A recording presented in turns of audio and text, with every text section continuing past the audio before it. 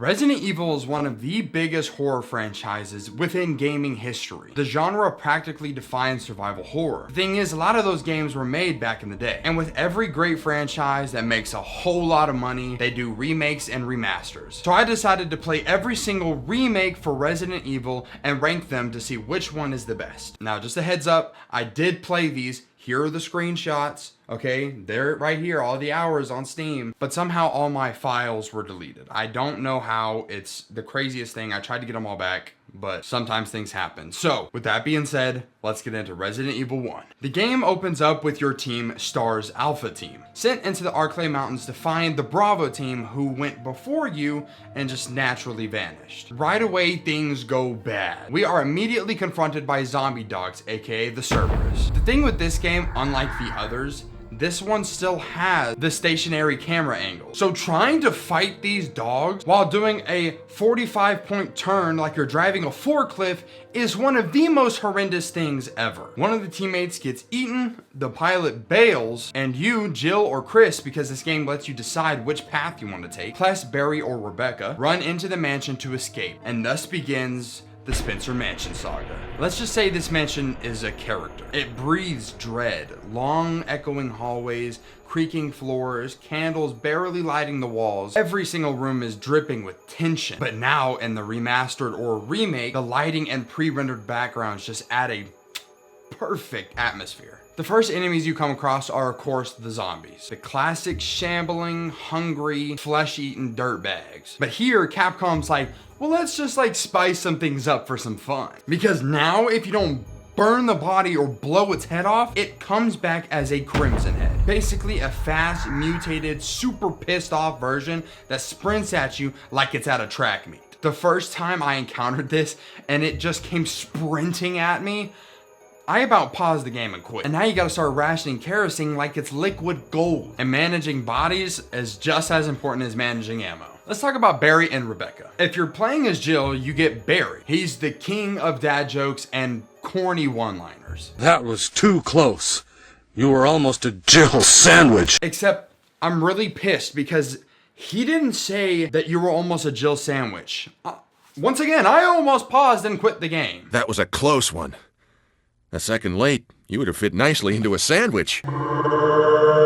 And if you're playing as Chris, you get Rebecca. She's Bravo's team's rookie. She's adorable, smart, and sometimes she just kind of stands there when you're getting strangled to death, but we'll forgive her. Now, Jill's route is easier in my opinion. More inventory slots, lock picks, and Barry helps out. Chris has fewer slots and has to rely on old school backtracking and solving everything himself. But he gets access to a lighter and is beefier in combat. Both runs are great, but Jill is definitely for a new beginner. Now, the remake is filled with puzzles. You gotta push statues, find crests, play music, mixing chemicals like it's Schedule 1, and avoid getting crushed by walls or eaten by sharks. The mansion loops in on itself. One item opens a room, which gives you a key that leads to another room, and you're constantly making mental maps on where you are and where you need to be. Now, the map system helps a ton, but the inventory is a puzzle within itself. You're deciding, do I take these shotgun shells? Do I take the green herb? Can I combine anything to make more room?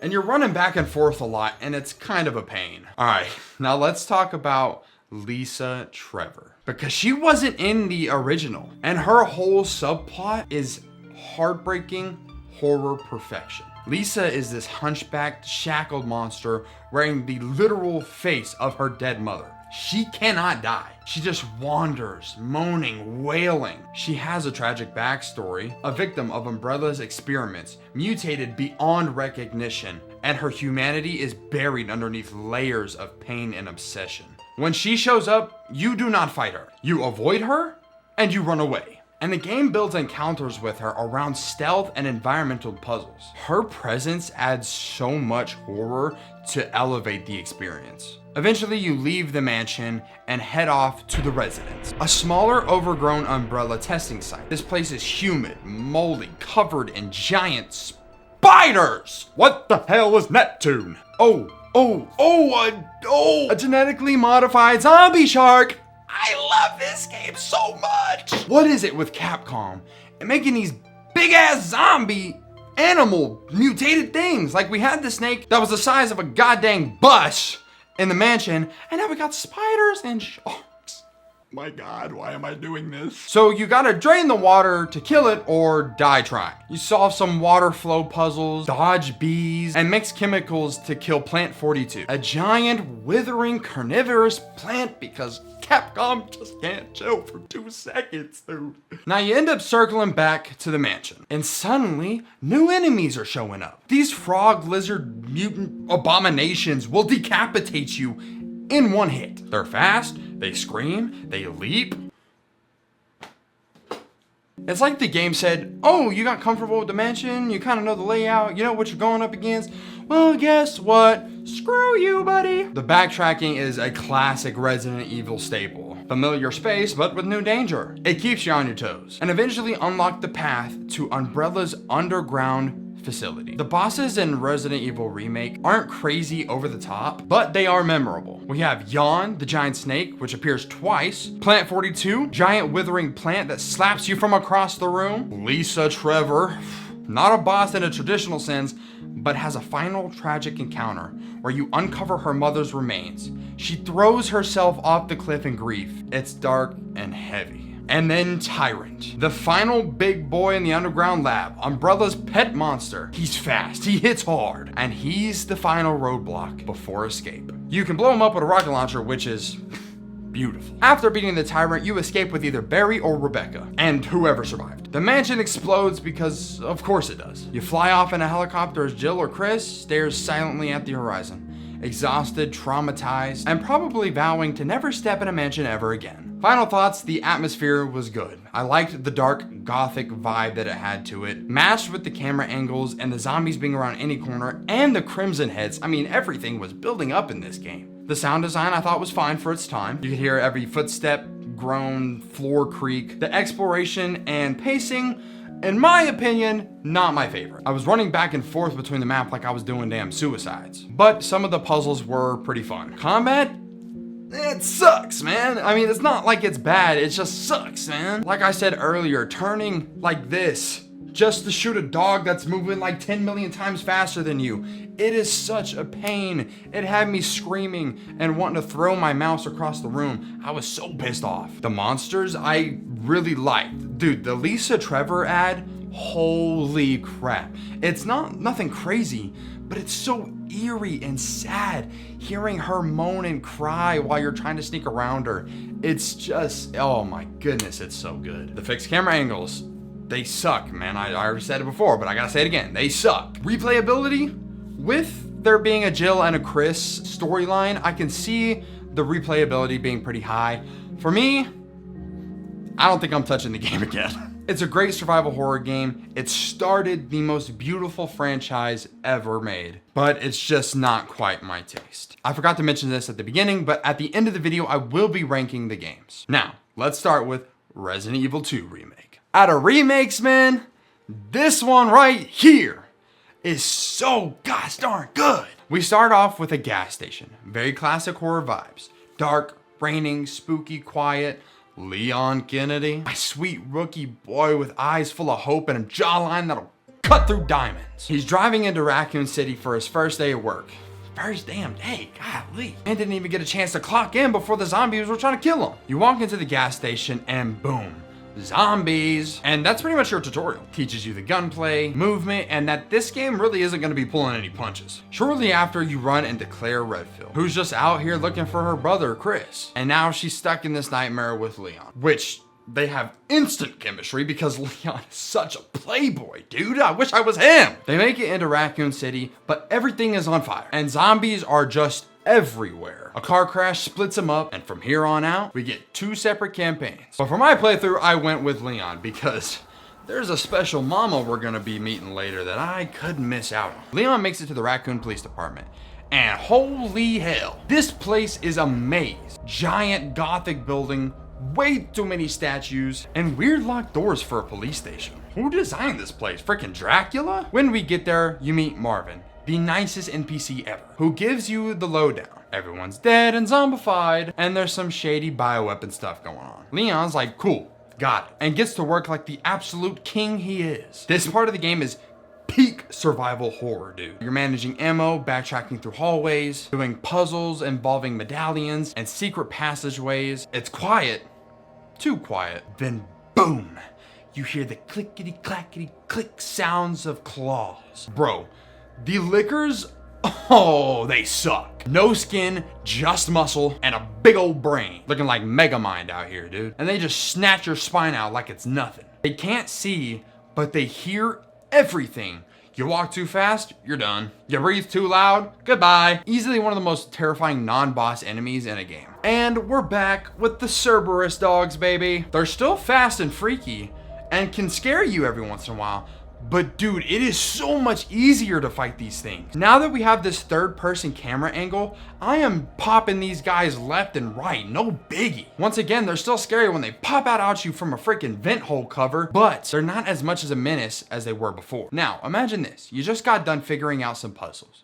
You open a door and you begin to walk through a hallway.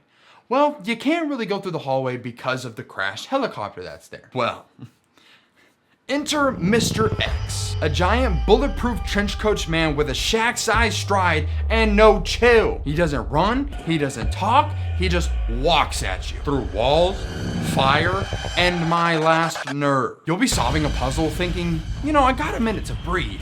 And then you just hear boom, boom, boom. That big old man walking through the hallways coming right at you. And then you're like, well, crap, do I keep solving? Do I run? Do I shoot him? What the hell do I do? This man will chase you around the entire map non-stop like he's just a man looking for his Amazon package and you're the one that got it. Guys, it's getting hot in here. I'm getting too amped up talking about this game. Eventually, you make your way out of the RPD and into the underground lab system, which connects to the sewers. The game really ramps up the body horror and gross factor here. Giant tumor monsters that look like they crawled out of some sludge. It's wet, it's dark, and it's disgusting. Oh, and the giant alligator boss fight? Yeah, because Resident Evil loves making animals huge and terrifying, and we saw that in the last game. There's no subtlety here. They were like, let's give them a gator the size of a bus, and they did. You don't really fight it as much as run from it. You then slide down a thing, it gets its mouth caught in some explosive, you shoot it, it blows up. It's cool. Okay, the moment we've all been waiting for, who we are really here to talk about. Ada Wong.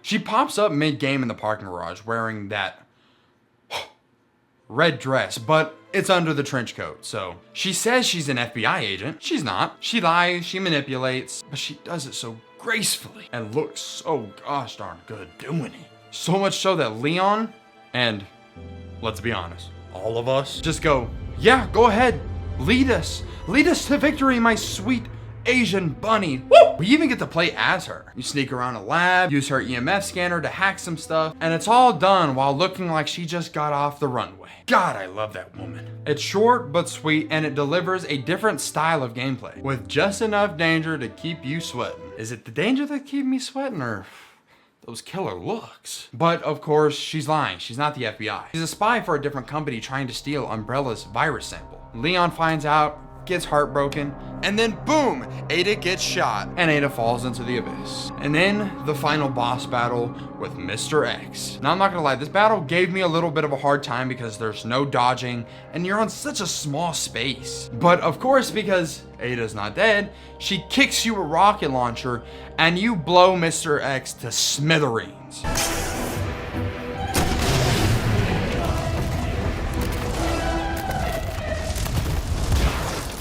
And after all that, the city's still burning, zombies still roaming, but in the shadows, something bigger is coming. Something that just doesn't walk at you slowly. Something that is on the hunt for STARS members and is constantly launching rockets in your face. My final thoughts, Leon is an icon. Ada Wong, guys, I can save her. Guys, I can save her. Mr. X is freaking awesome. He's not too hard like someone here we'll be talking about in the future, but he's not just some throwaway character either. This guy is constantly on your butt through the entire game. And if he catches up and hits you, it's like taking a punch from Mike Tyson. The lickers are, they're nightmare filled, dude. I hate them so much. Cerberus dogs are still jerks, but they're manageable. The puzzles and the layout are 10 out of 10. I had so much fun trying to figure out stuff, and the way they laid it out, I would get a puzzle and I'd be like, oh my gosh, I'm literally already on the way there. This is so good. It's enough to make you think, but not enough to make you rage quit. And the over-the-shoulder camera is such a blessing, dude. Oh my goodness. If I had to make this video play all the games with that snap-on camera, I would have lost my mind. And Resident Evil 2, absolute masterclass. Almost perfect. But now, we get into Resident Evil 3. Let's kick off with a little vibe check. If Resident Evil 2 was too much of a slow burn for you, then Resident Evil 3, you're gonna like it because it's a runaway train on fire, crashing through buildings with 10,000 sticks of dynamite ready to blow the city sky high. This game runs about the same amount as Resident Evil 2 does, but it went by like that because it is non-stop. Run, run, move, go, go, run, move, go. It's like they threw all the puzzle aspects out the window and was like, yo, this is a blockbuster movie right here. We start off in Jill Valentine's apartment with this weird first person aspect. It's pretty simple stuff, you know, she's having a dream where she's getting all infected, she wakes up, and then the day's just going on normal until the biggest mother freaker ever created busts through your wall like the Kool-Aid Man. And now we meet Nemesis. No build up, no teasing, no maybe, oh, he'll show up later. Nope, straight into the action immediately, no room to breathe. Nemesis is terrifying in this opening. Wrapped in black, stomping through walls, catching fire, and still chasing you. Jill's diving in and out of buildings, falling through floors, crawling through rubble, and getting her ribs, bro. How is she not dead? That would have killed somebody. And mind you, this is only the first 10 minutes of the game. Already, you know this is not going to be like Resident Evil 2 or 1 at all. This right here is war. But let's talk about Carlos, that big Dorito-shaped back fluffy-haired king. After a short escape sequence, Jill meets Carlos, Umbrella Biohazard Countermeasure Service. He's hot, he's got 80s action hero vibe, his hair is freaking awesome. It's like I just want to reach out through the screen and like freaking grab it. He's charming, little cocky, but he's obviously not just some Umbrella grunt. Carlos tells Jill they're evacuating survivors via train. Jill's like, you work for Umbrella? Pff, I don't trust you. Carlos is like, okay, fair, but we're trying to help people. And that's the whole game's moral gray area. Everyone's terrible, but some are less than others. It's kind of a cool concept. Now you're unleashed into the streets of Raccoon City. And this section rules. It's bright, fiery, alive with zombies, and you've got a little bit of space to breathe. Combat is a lot more snappier. Jill's dodge mechanic changes everything. You can juke zombies, slow time with a perfect dodge. It's faster, slicker, and more action-packed, but it never forgets to be scary. Look, Mr. X was perfect. He was an amazing element to the game. But Nemesis sprints, dodges your bullets, he grabs you with his tentacle arm, and flings you across the street like you're a toy. He's constantly mutating, he uses weapons, and he doesn't stalk you. He hunts you. Every encounter is an adrenaline rush. And just like Mr. X, he can show up mid-puzzle. But the really cool thing about him is if you knock him down, which I've found grenades and pretty much any explosive will do that, he drops supply cases. And they have upgrades and weapons and all sorts of stuff in them. He's scary, but he's a loot pinata. You spend the first big chunk of the game trying to get the power back on for the train station. And this involves going through the power station, which is basically just the living embodiment of arachnophobia. Once again, the giant spider animals like Capcom, come on, man. And this area has small, tight corridors with these nasty spiders crawling around, and if they jump on you, they stick their freaking tongue down your throat and they pump you full of maggots. And every time that happens, the only thing that helps is a green herb, not a first aid spray. Green herbs. After all that, you make your way to the subway office. Get everything working, you create a path to where you need to go, and you head to the train. And when you're on this train, it seems like everything's calming down and you're heading where you need to go until Nemesis shows up again, crashes into the train, kills all the people you saved, and then we switch to Carlos. And honestly, this is brilliant. You get to play through this prequel styled section where you and your buddy Tyrell get to walk through the RPD and see all of the events that led up to how RPD looked in Resident Evil 2. It's so cool. Great environmental setup. I mean, everything's intact. We see Marvin get attacked, and honestly playing it was like this weird deja vu trip. But you also face the Lickers again, and when I saw that they were at the RPD, I knew immediately I was gonna have to face my fears again. But this time was different. I had beefy boy Carlos with me with the whole freaking AR-15, and boy were those guys still scary, but oh my goodness was I laying into them with that gun. Once we do all that, we switch back to Jill. But before we talk about what's up next, I want to talk about this damn sewage part, okay? Now she has to go through the sewer system with these weird fat reptilian monstrosities, which are really annoying, but they can be killed pretty easily with a grenade launcher or grenades if you have them. And in this section, I realized how awful the storage system works. Or maybe I'm biased and I just like 4 and 2s better. I don't know, it felt good. But the amount of times I had to run back and forth through that sewer system because there was so much stuff and I couldn't carry any of it was really annoying, because then I kept running into those reptilian freaks and had to keep wasting my grenade launcher ammo or grenades on them. But through all of this, with her last encounter with Nemesis, she gets infected. Jill collapses and Carlos finds her and takes her to the hospital. Now we're back as Carlos and it's his job to find the cure. This whole hospital section is terrible. And when I mean terrible, I mean terrifying. It was so good. The way it was built was so good. There's multiple floors, locked doors, infected patients turning into zombies, and of course, hunter betas. These reptilian blade-armed monstrosities are instant death machines. Super fast, super aggressive, and honestly worse than most lickers. Now, like I said earlier, I lost all the footage of me playing. But dude, Carlos has this punch thing instead of a dodge like Jill. And when I tell you, I ran out of all my ammo.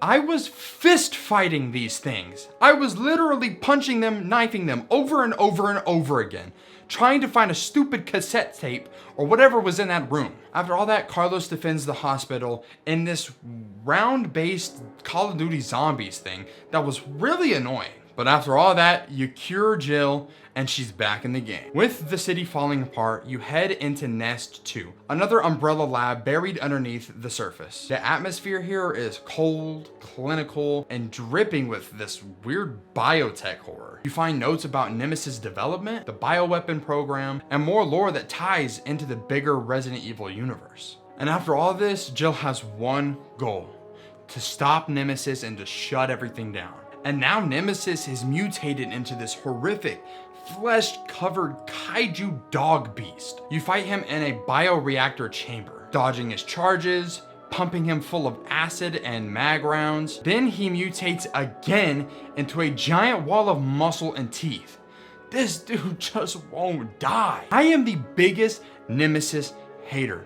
He thinks he's a D1 athlete, hits like a freight train, and just never leaves me alone. In the final boss fight, you have to grab a railgun and shoot Nemesis with this thing. Now this one was a lot easier, I feel like, than the others. His attacks weren't that crazy. The hardest boss battle I had was when we were in that pit. I died so many times. But once you blow Nemesis to smithereens, you make it out. And Jill and Nemesis hop into a helicopter and fly away. All while looking back and watching Raccoon City get absolutely destroyed. Now this happened because this guy, I can't remember his name, he worked for Umbrella with Carlos and this other Russian dude. He has been a pain throughout the entire game. He even destroyed the cure that we had so that the nuke wouldn't come. Raccoon City exploded because of this guy. Now, my final thoughts. Jill Valentine is a really cool protagonist. I love that she can dodge, and she's just a strong, gritty woman. Carlos is freaking awesome. He's got amazing weapons, great combat ability. It was a super fun time playing him. Nemesis? Frick that guy, dude. The pacing was way too fast for me though. I literally went by like that, and I just didn't really feel like I got to really take everything in and enjoy what I was doing. Puzzles? Where, dude? I don't remember any of the puzzles. They weren't significant, they were small. It was basically just a shoot 'em up game the entire time. And the enemies, I mean, If that's one thing Capcom does, is they make good Resident Evil enemies. We've got the hunters, the lickers, parasites. It's just a crazy lineup that these guys have. It's more action-packed than Resident Evil 2, but it's still filled with some tension and moments where I'm just like, you've got to be kidding me. Now, the final Resident Evil remake. This one, I've got some mixed feelings towards, so let's get into it. Resident Evil 4, we start off back at it with our boy, Leon Kennedy. We're with these two cops going to investigate a village in this fog-choked forest. You can feel the dread in this place. The first house you enter is already leagues darker and creepier than the original. The lighting is really, really good. The renders, everything looks so much more crisp and better. And the zombies, aka the Ganado, they're more human than they are zombie, but they're vicious and very disturbing at times. After everything that happens at the beginning of the game, we head down to the village and we have to fight every single Ganado and this big dude with a chainsaw. And these guys are smart. I mean, they have dynamite, Molotovs, they set bear traps around everywhere. And with this area being so small, I got trapped so many times. And after all this fighting and trying to survive, the church bells ring and all of them stop and drop their weapons and leave into the church. The enemy types here are mostly standard Ganados. Some have Plaga heads that burst out and turn into these whippy tentacles. Others just absorb bullets like sponges. And let's not forget about the bear traps. They are everywhere, and you get punished constantly for not watching your step. As you push through the village outskirts, you hit multiple little subzones. The farm, the abandoned factory, the fishery, and eventually the church. Each area introduces a new enemy and a new terrain with different kind of annoyances. And then there's the lake section. First you get baited with the dead police officer floating in the water. Then boom, Del Lago. It is this giant salamander mutated thing that grabs your boat and just drags you along the water while you're chucking spears at it. It's not hard, but it can be intense, and if you're not careful, you can destroy that boat pretty quick. But then after the fight, Leon gets sick with this parasite infection. Toward the end of the village act, you meet Mendez. He is the villager chief. Dude looked like somebody mashed Bane and Hellraiser together. His boss fight in the burning barn is all about movement. His first phase is manageable, but once he mutates into this freakish centipede form, he's throwing debris, leaping across the arena, and forcing you to shoot fast and move faster. By the time you finish the village, you're already exhausted, but in a good way. It's a strong start with a ton of variety, and it teaches you very early that every bullet and every parry matters. And now we move to the castle. The castle is where the game just unleashes.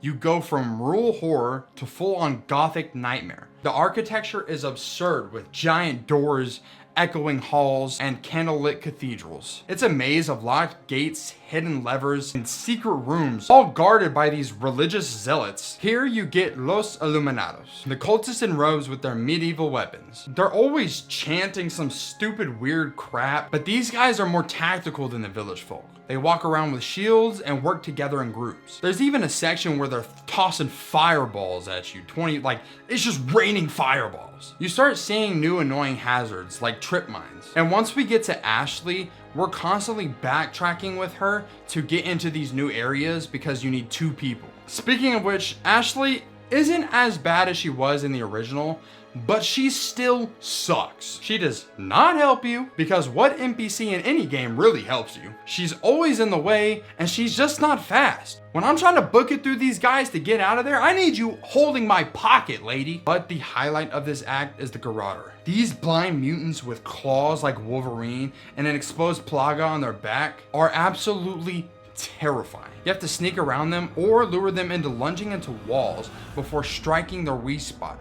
If you mess up, they'll hear you and they'll go full berserk right on you. Then there's Verdugo, Salazar's right-hand mutant. This fight is optional, but if you decide to stand your ground, it's one of the hardest in the game. He's fast, nearly invincible unless frozen with nitrogen, and stalks you in these tight corridor spaces. Definitely one of those boss fights that separate the casuals from the masochist. He's this freaky Napoleon looking guy with a high-pitched voice and insane god complex. In the remake, he's even more unhinged and grotesque. His boss fight has him musing with a massive plaga creature in a vertical arena where he lashes out, spits acid, and constantly moves around. It's one of the easier fights in the game, at least it was for me, but on higher modes, I could totally see him being an issue. The island is where subtlety dies. This act is a full-on military-grade hellhole. Gone are the medieval tones. Now it is doomsday, mud and grit, bullets flying, turrets. It's just a mess. You get bombarded by armored granados. Many of them have body armor or helmets that make headshots kind of tricky. You also run into the Gatling gun brutes, rocket launcher squads, and worst of all, the regenerators. These are tall, twitchy abominations that heal themselves unless you shoot the parasites inside their body. You need a thermal scope to see where those parasites are, which adds a layer to puzzle solving to every encounter. Then there's the Iron Maidens, a variant of the regenerator. They have spiky appendages that shoot out from their body and can instant kill you if you're grabbed. They're honestly the scariest monster in the game. Every hallway with cold mist and body bags hanging from the ceiling, you know exactly what's about to happen. Then comes Krauser. He is a big part He is a big part of Leon's past, a former partner turned traitor. Now, when I first saw Krauser, I was like, who is this guy? Turns out this is his first appearance, so we don't really get much of backstory of who he is, other than the fact that he used to work with Leon, he trained Leon on some stuff, and now he's a bad guy. But you actually fight him in a knife duel first, which is super cinematic. Then later he mutates into this plagueous beast and becomes one of the most agile, unpredictable bosses in the game. His arena is this multi-level labyrinth, and the fight is all about dodging fast attacks and using the environment. Once you finish him, we finally go up against Sadler. He is the final boss. His final boss fight has him turning into a multi-limbed, growling eyeball monster. There's a lot of dodging, shooting weak spots, and managing add-on items. It's more about the spectacle than the raw difficulty, but it is a fitting end. The Resident Evil 4 remake isn't just a longer game, it's a whole experience. The boss fights are more progressively unhinged, the combat is more layered, and the enemies are more disgusting and aggressive. You're constantly upgrading your gear and your case, which is something I thought was so awesome that I could actually purchase bigger cases. And there was like these little charms that you could get at the shooting range that would upgrade your case or your character, I guess. And it was such a cool aspect. And there's just so many different enemies, different things that you have to learn about them. It's just, you're constantly adapting and it's so good. But that finally leads us to the final ranking. I only put this one at the bottom because me personally, I did not enjoy playing it as much. Because of the way the camera was and what I'm just used to now, it was really hard for me to play. So with that said, for me, I'm putting Resident Evil 1 at the bottom. Next has gotta be Resident Evil 3. It's not a terrible game whatsoever. It was fun, but it was so fast. I can barely remember some of the stuff that I did in that game because it was just going like this 24/7. So for that, it gets third place. Now, this is where the real argument I've seen online comes from. Is it Resident Evil 2 or Resident Evil 4? So, let's take a look at everything. Resident Evil 2 really delivers this well-paced and overall well-rounded environment. It's not overly complicated, once again, with the enemies that you have to fight or the puzzles you have to do. It was just perfect. I had so much fun playing that game. I found myself sitting down recording for 5 hours, where the other games I would only do maybe 1 or 2. Resident Evil 4 is the only one that can compare to that. So let's talk about Resident Evil 4. Resident Evil 4 had so much to offer. Weapon upgrades, case upgrades, the shooting range, a character that you had to take care of, different areas, different bosses. It was, oh man, it was so good. But it really comes down to which one I enjoyed more and was more memorable for me. Now, in a perfect reality, I put them at the same level. They both give me something that I desire from a video game. But because this is for the video, I have to put Resident Evil 2 as the #1 spot because it was exactly what I want from horror games.